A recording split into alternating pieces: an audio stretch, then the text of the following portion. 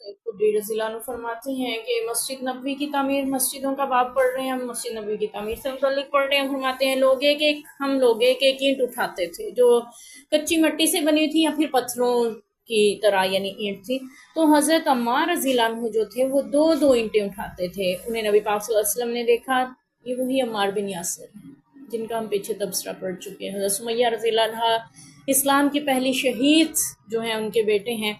फरमाया आप सल्लल्लाहु अलैहि वसल्लम ने इनको देखा तो आपने इनके जिस्म से मिट्टी छाड़ते हुए फरमाया, हाय वाह अम्मार, या हाय अम्मार मुसीबत, कुछ ऐसे अल्फाज जिसको हम उर्दू में कह सकते हैं।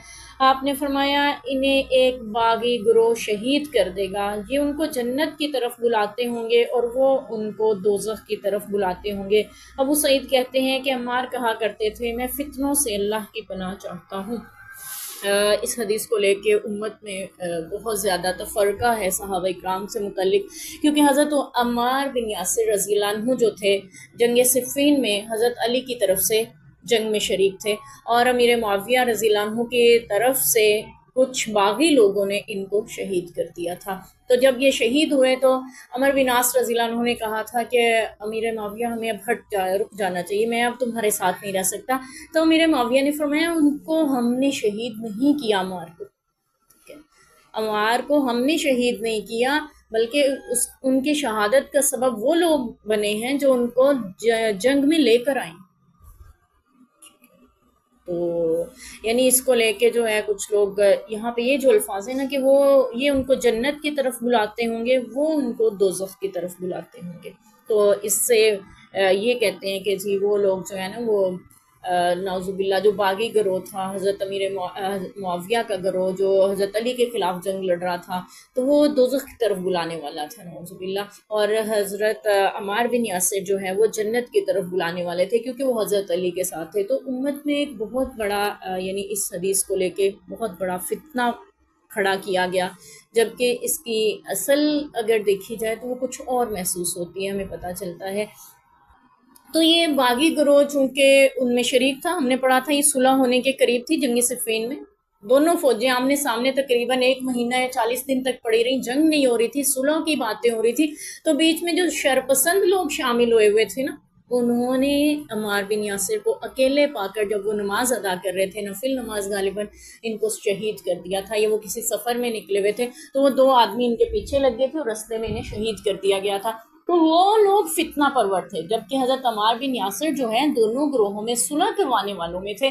और नबी पाक सल्लल्लाहु अलैहि वसल्लम ने ये भी फरमाया था कि इमाम हसन रज़ियल्लाहु अन्हु के हवाले से कि ये मेरा बेटा शहज़ादा है, यानी जन्नत का शहज़ादा, और अल्लाह इसके ज़रिए मेरी उम्मत के 2 ग्रोहों में लड़ाई जो है वो ख़त्म करवा देगा, सुलह करवा देगा।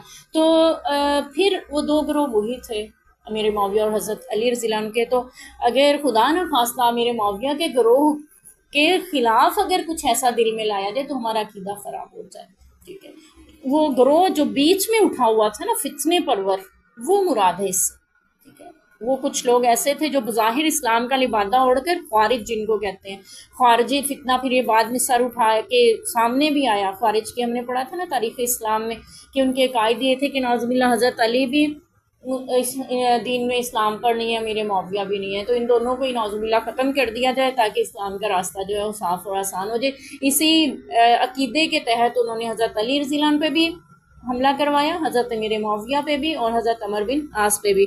तो हज़रत अमीर मुआविया उस दिन नमाज के लिए नहीं आ सके थे क्योंकि नमाज के वक़्त उन्होंने तय किया था कि फ़लाँ तारीख़ को तुम मस्जिदों में जाएंगे, 3 बंदे यानी ख़वारिज में से थे, एक मेरे मुआविया की मस्जिद में। उस दौर में ये रिवाज था जो हाकिम वक्त होता था ना वही इमामत करवाता था। तो मेरे मुआविया उस दिन फजर की नमाज़ पढ़ाने नहीं आ सके किसी वजह से, उनको कोई टांग में या किसी वजह से शिद्दत की दर्द थी तो वो मस्जिद नहीं आ सके। वो इमामत उन्होंने अपनी जगह किसी और के लिए को भेज दिया, अल्लाह ने ज़िंदगी बचानी थी तो उस शख्स ने उसको मेरे मुआविया समझकर कत्ल कर दिया।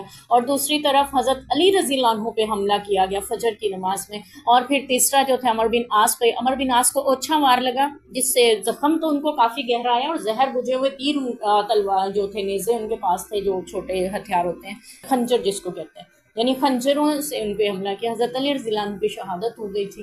تو پھر اس کے بعد امام حسن رضی اللہ عنہ کو جب خلیفہ نامزد کیا گیا تو انہوں نے 1 ماہ بعد ہی امیر معاویہ سے صلح کر لی تھی، اور اپنے حصے کی جو ریاست تھی وہ بھی امیر معاویہ کے حوالے کر دی تھی. تو یوں حضرت امیر معاویہ وہ گروہ ہیں جس کو نبی پاک نے فرمایا میری امت ہے، اور میری امت کے 2 گروہوں میں، مومنوں کے، بعض روایت میں آتے ہیں مومنوں کے 2 گروہوں میں اللہ صلح کروا دے گا.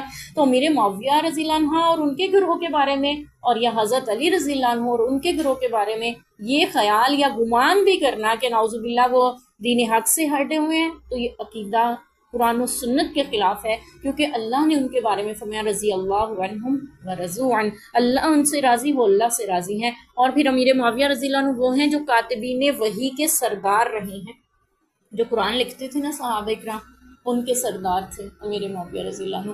اور آپ صلی اللہ علیہ وسلم نے ان کو ہادی مہدی کا لقب عطا کیا ہے. یہ ہدایت پر بھی ہیں اور ہدایت دینے والے بھی ہیں.